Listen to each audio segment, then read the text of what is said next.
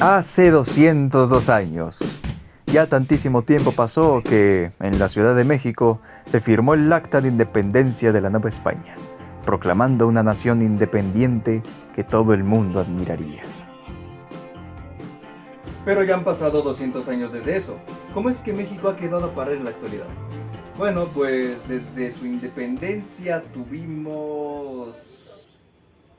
Esta. La Primera Guerra Civil, Santa Anna, la Guerra de los Pasteles, las independencias de un chingo de estado, la intervención estadounidense, las rebeliones originarias, la dictadura del Cojo de Celaya, la revolución de Ayutla, la división del país en conservadores y liberales, la Guerra de Reforma, la Segunda Intervención Francesa, el Segundo Imperio Mexicano, la restauración de la República, el Porfiriato, la maldita Revolución Mexicana, el Maximato, la formación del PRN, futuro PRI, el milagro mexicano, las manifestaciones estudiantiles de los 60, la matanza de Tlatelolco, el efecto tequila, la devaluación del peso, la rebelión del EZLN, el inicio de la caída del PRI, la guerra contra el narco, la desaparición de los 43 de Ayotzinapa y ahora... ahora tenemos a AMLO, supongo, pero ¿qué sigue? Creo que te estás adelantando un chingo. Bueno, esto solamente es el preludio. Porque no entenderemos lo que está sucediendo y haremos que la historia siga rimando si no entendemos de verdad lo que sucedió. Pues no. Porque miren, las personitas que ahorita me están viendo solamente se han aprendido hechos. Ya sean fechas, nombres, lugares, acontecimientos y demás, para poder aprenderlos y después vomitarlo en un pedazo de papel, sus exámenes. ¿Cuál es la narrativa que estamos recibiendo para poder así saber qué hacer ahora? Remontémonos al principio. No tan al principio. Ándale. En la Nueva España se vivía ya un sentimiento de propia cultura que había nacido del fuego y sangre. La mestiza. Artes, literatura, arquitectura, pintura, ferias, tradiciones, fiestas patronales. Con tan solo decir que un padrecito novohispano creó la primera historia de ciencia ficción en la historia. En Nueva España, los mestizos y criollos podían ocupar algunos cargos en la sociedad, pero aún los altos puestos de poder político eran ocupados por españoles, mientras que los primeros eran dejados de lado en actividades políticas de alta calaña, y sin contar los sistemas de castas que cimentaban la segregación y desigualdad de las personas. De entre sus causas se encuentran las reformas borbónicas, la Revolución Francesa, las independencias de las 13 colonias y obviamente la invasión de Francia a España, que ocasionó el encarcelamiento del rey... Creo que es Carlos III, bueno, aquí va a estar apareciendo en pantalla, y obviamente el encarcelamiento de su hijo y sucesor, Fernando VII. Esto ocasionó un terremoto total de ideas en la Nueva España y en las demás colonias. Aquí surgen personajes interesantes como el virrey José de Iturrigaray y Primo de Verdad. Ante la invasión y conquista de España por Francia, reclamaron la soberanía en ausencia del verdadero rey, pero fueron apresados por españoles. De Verdad murió en una pestosa celda y el virrey por ser virrey, fue encontrado inocente y se fue a España. Esto ocasionó un huracán de conspiraciones en toda la Nueva España. Un ejemplo de estas fueron las de Valladolid, en la cual, bueno, si bien no sabemos mucho de esta, fue porque al final fueron apresados la mayoría de sus integrantes, pero muchos de ellos pudieron huir a la conspiración de Querétaro, la que perdura la historia. Pero, ¿cuáles eran? ¿Las demás conspiraciones? No te las sabes, ¿verdad? La neta no, güey. Aún así, la conspiración de Querétaro fue clave para el movimiento insurgente. Ignacio Allende, Juan Aldama, el corregidor Domínguez y la corregidora Josefa son quienes más recordamos de la conspiración, pero hubo más gentes involucradas que ahorita pues ya ni en su casa los topan en realidad. Y sin olvidar al viejo cabrón de Miguel Gregorio Antonio Ignacio Hidalgo y Costilla Mandarte Villaseñor. Miguel Hidalgo, pues. ¿Se imaginan si todos esos gritos oíste? ¿Se imaginan si todos estos nombres los gritaran en el grito? Y después sucedió una escena de telenovela. Hubo encierro, taconazos, avisos. Y entonces la corregidora Domínguez mandó a un informante a donde estaba el cura Hidalgo para poder informarle de que habían sido descubiertos. Así que, en una mañana del 16 de octubre... ¿Por qué de octubre? Esto sucedido una madrugada del 16 de septiembre de 1810. Hidalgo tomó la decisión de salir a reunir a todas las personas que pudo, diciéndole a su monaguillo que tocara la campana para que se congregaran fuera del monasterio. Y ahí gritó: ¡Viva la América! ¡Muera el mal gobierno! ¡Viva Fernando VII! según se dice y se recuerda de esa madrugada. De ahí partieron a diversos pueblos, liberándolos junto con los prisioneros de las cárceles. Cuando llegaron a la iglesia de Atotonilco, una de las primeras poblaciones que liberaron, Hidalgo mandó a tomar a la Virgencita de Guadalupe de la catedral, y de entre 20 cabrones la cargaron. Los realistas, en cambio, agarraron a su propia virgen, la de los remedios. Pero a estos les faltaba madre. Después de esto marcharon a la Alhóndiga de Granaditas, en donde quemaron el portón, entraron y mataron gachupines a destajo. Digamos que se alocaron un poquito. Pero actualmente en la Alhóndiga de Granaditas se puede encontrar una estatua del Pípila, en donde su inscripción nos puede decir: Aún hay otras alhóndigas por incendiar. Todo el movimiento insurgente se puede dividir en 4 etapas: el inicio, la organización, la guerra de guerrillas y la consumación. Y si bien todos estos temas pueden servir para sus propios videos específicos, el día de hoy les voy a hacer un resumen en el cual les voy a exponer todo lo que sucedió de manera cronológica y de manera clara, no como sus maestros incompetentes de historia no pueden. Obviamente a excepción de mis maestras de secundaria y de prepa, que me dieron historia de México. De verdad ellas son maravillosas, mis respetos si ustedes están viendo. Así que agárrense, porque ahí les va. La primera etapa se marcó por el inicio, con el comando de Hidalgo como líder principal de la insurrección. Después de la batalla del Monte de las Cruces, las tropas insurgentes pudieron haber marchado a la capital, pero por algunas razones que aún los historiadores no se pueden poner de acuerdo. Tal vez fue por Calleja, tal vez no tenemos muy claro esto. Pero aún así, sea como fuese, el cura Hidalgo mandó a sus tropas de vuelta a Guanatos, a Guadalajara, pues. La campaña del cura siguió, caracterizándose por saqueos, violaciones y asesinatos. Era muy violenta. Qué sorpresa, ¿verdad? Esto provocó que su relación con más líderes de la rebelión fuera en picada. Todo acabó para el cura tras la derrota de la batalla de Puente de Calderón, donde fueron traicionados y encarcelados. Allende, Aldama e Hidalgo fueron encontrados culpables, por obvias razones, y fusilados, dejando como líder a Ignacio López Rayón. Sí, a ese casi nadie lo conoce. Pero no todo estaba perdido, ya que aquí entra María Morelos y Pavón, el siervo de la nación, convirtiéndose de a poco en el nuevo líder de la rebelión, llegando la segunda etapa. Se llegaron a grandes cosas como la Constitución de Apatzingán, promulgada por el Congreso de Anáhuac, también conocido como el Congreso de Chipalcingo, quien sustituyó a la Junta de Zitácuaro. Este congreso proclamó la independencia de la América septentrional del trono español. Todo iba para bien para el movimiento. Había aparecido la aburrida burocracia y ya no todo era sangre y bala. Pero en un movimiento muy funesto del destino, capturaron a Morelos, él delató a sus compañeros, a los demás líderes insurgentes y, lo fusilaron. Ya sé, anticlimático. Esto provocó la tercera y más precaria etapa, donde el movimiento pasó a guerrillas pequeñas dirigidas por Guerrero. Aquí la corona, representada ahora por el virrey Apodaca, mandó indultos a insurgentes que se entregaran. Pocos siguieron hasta el final. Pero durante esta etapa de precariedad surgió una pequeña luz de esperanza. La rebelión de Francisco Javier Mina, que llegó desde Navarra hacia México. Primero haciendo una parada de Estados Unidos para recolectar fuerza. Él estaba acompañado por el fray Servando Teresa de Mier, quien le había incitado a poder luchar contra el absolutismo de España para así liberar a México. En ese entonces Nueva España. Pero al final fue fusilado el 11 de noviembre de 1817. Tenía 28 años y estaba joven. Después de eso, Guerrero comandó la batalla de Aguasarca, perdiéndola, qué novedad, haciendo que el caudillo huyera hacia la Sierra Sur. Ya en la última etapa, todo parecía perdido para el movimiento insurgente, a tal grado de que el pobre Guadalupe Victoria estaba escondido en la selva. Pero el panorama cambió desde el lugar menos esperado, España. Después de la reconquista española y de poner al rey Pepe Botella, Fernando VII volvió al poder y se abolió la Constitución de Cádiz para volver al absolutismo, quitándole autonomía a los virreinatos, por lo que no dejó muy contentos a quienes tenían el poder en Nueva España. Fue así que el virrey Apodaca decidió hacer un plan, así que pongan mucha atención a lo que les voy a contar.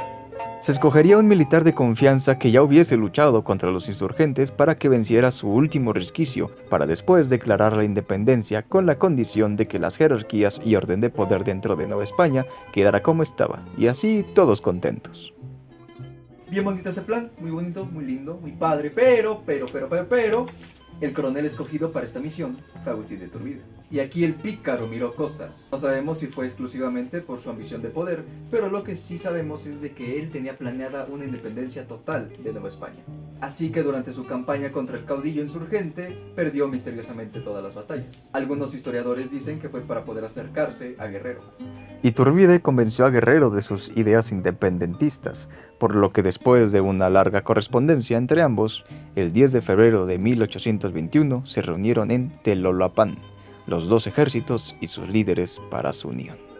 Para sellar la reconciliación de ambas fuerzas novohispanas, se pactó el plan con el incómodo y memorable abrazo de Acatempan.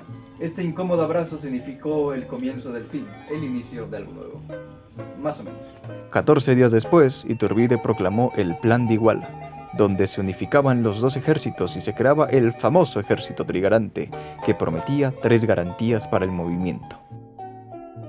De Iguala partieron hacia la capital, encontrando ya muy poca resistencia virreinal. Realmente ya hasta los realistas estaban hasta la madre de la guerra. Oye, ¿qué le pasó a Podaca? Fue depuesto por una rebelión de españoles en la capital, pusieron a un güey random como virrey provisional y después creo que lo mandaron a España y ahí se murió, pero bueno, no importa. Ahora sí, regresando a lo que nos cuesta y nos importa. Finalmente, el 27 de septiembre de 1821, el ejército trigarante, encabezado por Iturbide, entró triunfal a la Ciudad de México en un magno desfile que agitó a la capital. El día siguiente fue redactada el Acta de Independencia, firmada por 33 de los 38 presentes de la Junta. Sí, un dato inútil, pero que es curioso cuanto menos. Y así, con la divertida burocracia, se proclamó la independencia del Imperio Mexicano una mañana del 28 de septiembre de 1821, con Iturbide siendo coronado más tarde como primer emperador de México. ¿Y después qué pasó? Pues...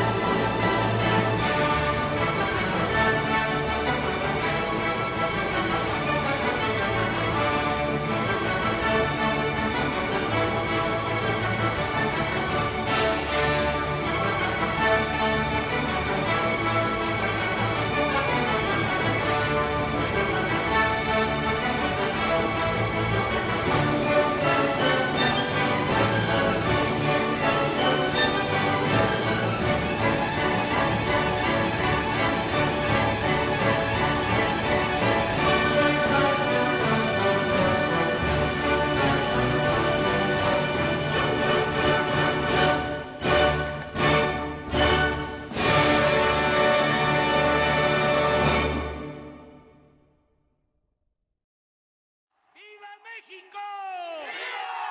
¡Viva México! ¡Viva México!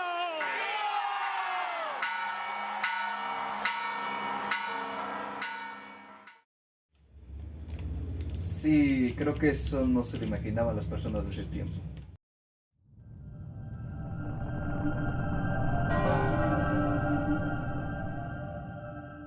México de mis amores, mis personas de mis amores. ¿A dónde hemos quedado a parar después de 202 años de la independencia de este cachito de tierra que llamamos México? Pues puedes salir de tu hogar y ver. En estas épocas patrias vemos banderas, pinturas, fiestas, comidas para tragar como si no hubiese un mañana, cohetes, tequila y a un viejito gritando en un balcón mientras sostiene una bandera de colores bellos, dicen muchos, pero que en ideas está rota. El señor grita nombres de personas muertas y las personas le responden con un... El Estado mexicano se ha encargado de crear a la nueva religión que surgió por ahí del porfiriato, aunque, pensándolo mejor, sería desde Juárez. En lugar de santos tenemos a héroes nacionales. En lugar de un rezo tenemos un juramento a la bandera.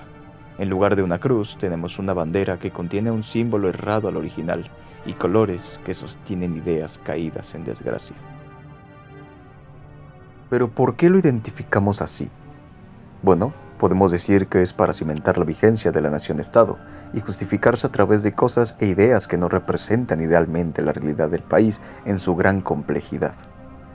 Hace prosperar una falsa identidad simbólica que no hace justicia a toda la cantidad de habitantes de todo México ni de su multiculturalidad.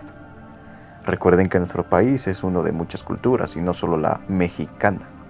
Pregúntele a alguien de pueblos originarios y te puede llegar a decir que no es mexicano, sino de cultura huixárica, amuzga, nahua, maya, otomí, etc.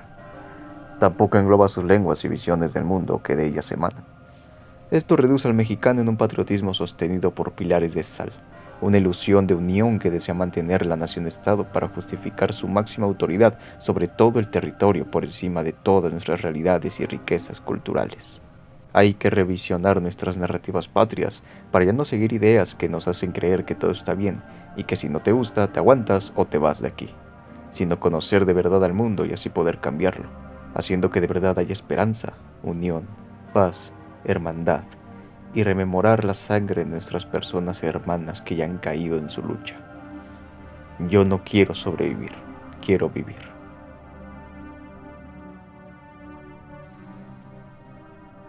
Pero, ¿qué demonios significaba la bandera?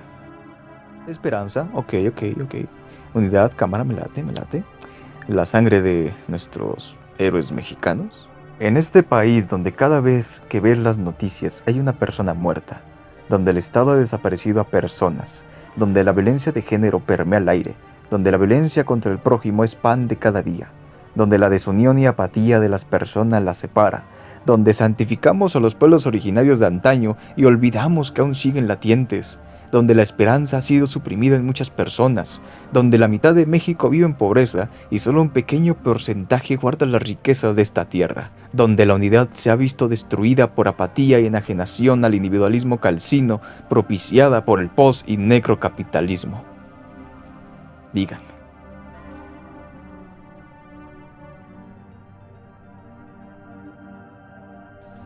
Esperamos a un héroe, un profeta, a supergente que haga el cambio total en México y nos dé un mañana, olvidando que el pueblo es quien mueve la historia y cambia al mundo en colectivo. Aquellos muertos, aquellos símbolos, aquellos mitos nacionales a los cuales guardamos honores, son solo monigotes ideológicos vacíos de sus consignias y promesas que dicen representar a todo un pueblo. México solo hace muestra de su amor fraternal en las tragedias. Pero qué peor tragedia vivir en un sistema que divide y destruye al amor al prójimo. Se debería de mirar este amor en la vida cotidiana de cada persona, pero solo cuando la tierra se sacude se mira. Mas igual tragedia es la apatía y banalización del mal. Vemos en las noticias muertes y al parecer a muchas personas no les importa. Hemos hecho común la muerte y asesinato, desaparición y odio, resentimiento y venganza. Esto es una tragedia para la vida en sí misma, pues ya nos hemos hecho apáticos y hemos olvidado que la otra persona estaba viva, soñaba y sentía, que esa persona era como tú. Ahora solo decimos, chale. Miramos los cartelones, los panfletos, los anunciantes, los spots políticos, los debates. Y muchos esperan a esos grandes héroes que forman al mundo y cambian la historia. Durante el grito recordamos a aquellos héroes y padres de la patria y miramos a un gran hombre que evoca sus nombres para llenarnos de euforia y amor a nuestro país. Pero olvidamos a las personas de a pie, aquellas que lucharon por su propia autonomía, de personas que llevaron y movieron los aires y corrientes de brisa que terminaron formando nuestro presente, uno que nos fue tomado y nos hacen creer que es movido por esas pocas personas. Del pasado podemos aprender, el presente lo estamos viviendo y el futuro lo estamos creando. Y más nos vale crear un futuro próspero para cada persona del hoy y para las del mañana, para que esas personas del mañana sigan creando en su presente un futuro donde destruiremos, pero también crearemos. En nuestro presente podemos salir a las calles, organizar comunas, juntas vecinales, para atender la problemática de la otra persona, porque la amamos. Hacer marchas, huelgas para exigir mejora en tu trabajo, formar sindicatos, exigir justicia social, organizarse en asociaciones, en grupos de cambio social y político. Puedes leer, investigar, participar en deliberación ciudadana, luchar por una causa justa que beneficie no solo a un sector de la población, sino a toda persona, y seguir luchando una independencia sin dejar la esperanza. Aún hay otras alhóndigas por incendiar. Hay más luchas por librar a día de hoy. La lucha no acabó hace 202 años, y ni jamás lo hará, sino que seguirá siempre. En este mundo no hay supergente, sino gente del común, personas como tú y como yo, como la personita que me está ayudando a grabar este video. Personas que se pueden alzar y gritar en viva voz en sus balcones, en sus escuelas, en los parques, en sus templos, palacios y torres. Alzarse y gritar diciendo: ¡viva la vida!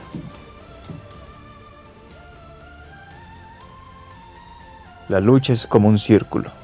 Se puede empezar en cualquier punto, pero nunca termina.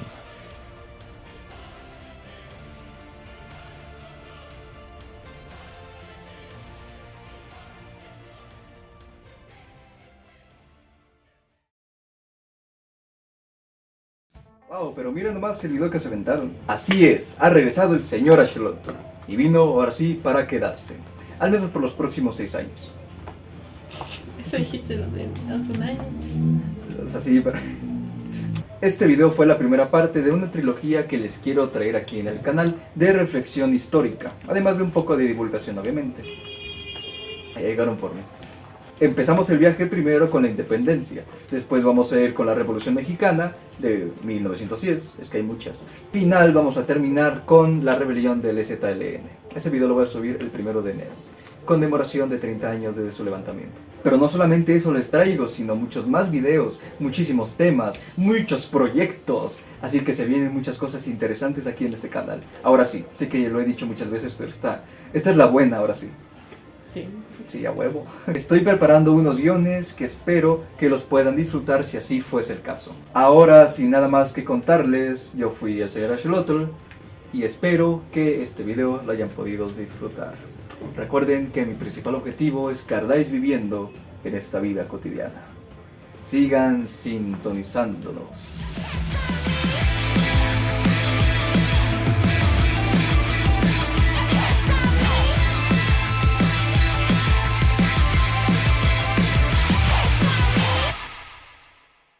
Y sí, si se lo preguntan, este traje bonito yo lo hice. Para un video está muy bien. Ahora sí ya me voy. Adiós. Se cuidan, mucho. Adiós.